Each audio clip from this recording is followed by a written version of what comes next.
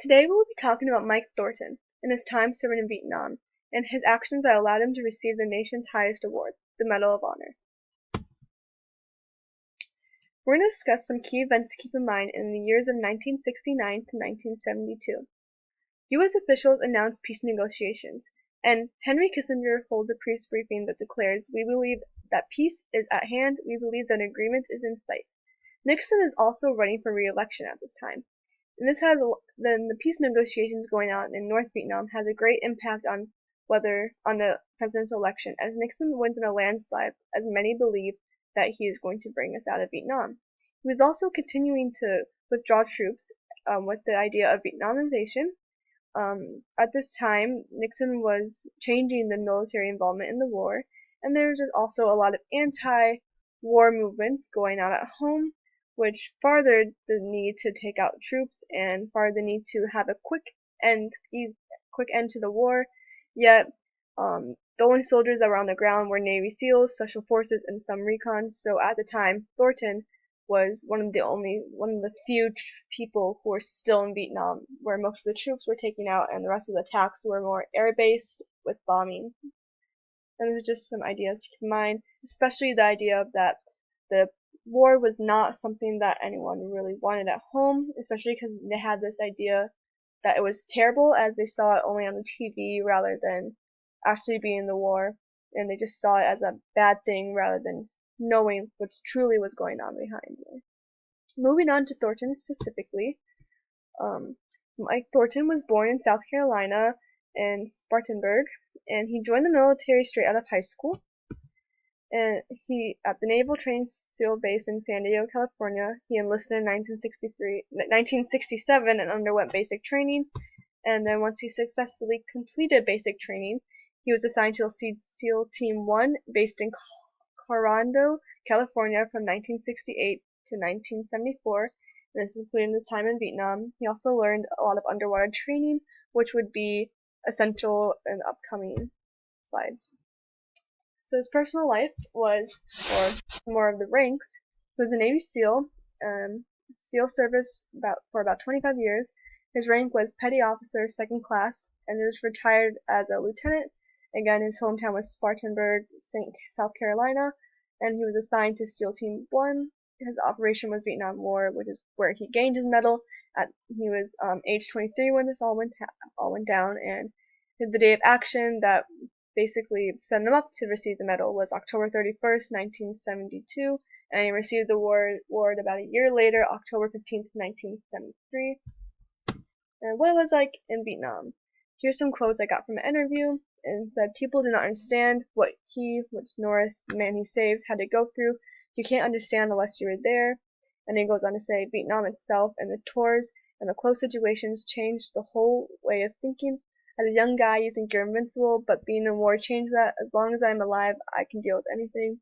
And I thought these two quotes summed up what a lot of people at home were missing, because they didn't truly know what it was like to be in war. Therefore, having these anti-war protests was not necessarily totally true. Yes, they're seeing bad things, and yes, the war wasn't great, but they didn't truly know what it was like to be there. Military life was hard and basic training was rough, as Thornton described it, and he said it had a lot of mental and emotional strain and stress on him, and his team that he worked with all the time became his family. So he was a Navy SEAL, and some missions of the Navy SEAL was to try and infiltrate and mess up North Vietnam's plans, trying to gain intelligence and disrupt the chain of command, and these missions were often dangerous and took a great deal of courage.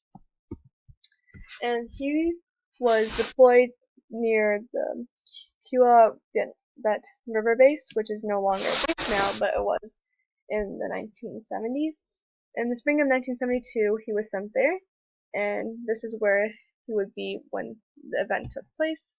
Why did he receive the medal? The reason was that he saved the life of a senior officer, Thomas Norris, who is pictured here, Thomas Norris here, and Mike Thornton here, and again in the same group, Thomas Norris, Mike Thornton, and then this is another picture of him when he first arrived in Vietnam. So on his last tour to Vietnam, at the age of 23, Thornton heroically saved the life of his senior officer, Thomas Norton. Thornton, Norris, and 3 other South Vietnamese Army forces were sent on an intelligence gathering and prison capture operation, but was then discovered by a larger North Vietnamese Army force, and a fierce firefight ensued for 5 hours. Thornton ran into a hail of enemy fire to retrieve Norris's body, whom was also a Medal of Honor recipient a few months earlier. Norris, who was shot in the head and believed to be dead, was alive but severely wounded. And then this leads to the actual receiving of the medal. October 15th, 1973, Thornton received his Medal of Honor for his heroic actions. Norris, the soldier he saved, was in the hospital recovering from his wounds and was not allowed to go to the ceremony. Thornton actually went to the hospital and threw him out of the back door and out of the facility and took him along to the ceremony. And that's because they were very good friends before Vietnam and during Vietnam, and clearly still after, as they still are. This being Mike Thornton, and this being Norris, present day. This is what Nixon said when he was giving Nixon the Congressional Medal of Honor to the 9 members October 15th. This is not the full statement, but this is just the part that I didn't discuss before. And I kind of color-coded the ones I thought were the most important sentences in this overall citation. Upon learning that the senior advisor, which would be Thomas Norris, had been hit by enemy fire and was believed to be dead, P.O. Thornton returned through a hail of fire to the lieutenant's last position, quickly disposed of 2 enemy soldiers about to overrun the position, which I thought was very cool, very courageous, and succeeded in removing the seriously wounded and unconscious senior naval advisor to the water's edge. He then inflated the lieutenant's life jacket and towed him seaward for approximately 2 hours until he picked up by a supporter craft, basically meaning he carried him on his back doing a breaststroke all the way for 2 hours. By his extraordinary courage and perseverance, P.O. Thornton was directly responsible for saving the life of a superior officer and enabling the safe extraction of all patrol members, thereby upholding the highest traditions of naval service. And by all patrol members, it was talking about those other 3 South Vietnamese Army forces, which also all got out alive thanks to Thornton, which I just found very cool. And the next location to talk about is the Navy SEAL Museum, because he actually has a statue there. The Naval SEAL Medal of Honor statue was put in place October 29th, 2013. It was commissioned by Ross Perot, and it features the 2 U.S. Navy SEAL Medal of Honor recipients, Mike Thornton and Tom Norris, who, again, I said also received a Medal of Honor. Which, the fun fact was that Mike Thornton is the only soldier to actually rescue another Medal of Honor recipient, and who is also a Medal of Honor recipient. And here's a statue. This is probably clearly Thornton, and that's clearly Norris, because there's just the statue that's outside the museum, and which is a museum dedicated to active and retired SEALs and their families. And here's just a small statement about his character. He addressed a class of middle school students in April of 2007, and one of them asked if he was scared when saving his friend, and he replied, "Fear is a great thing, but you have to take that fear and focus it into something good."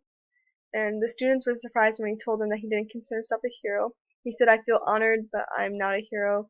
This medal belongs to every man and woman who died in their country. I feel honored to represent them."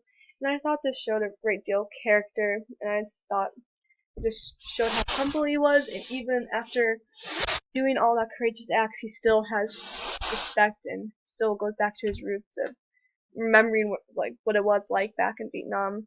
So that's it. Here's my works cited, and I got a lot of the quotes from the previous slide from a YouTube video of Thornton and Norris 2001 Master Edit, this one, which was a really cool video actually, and described a lot of the events that took place around it.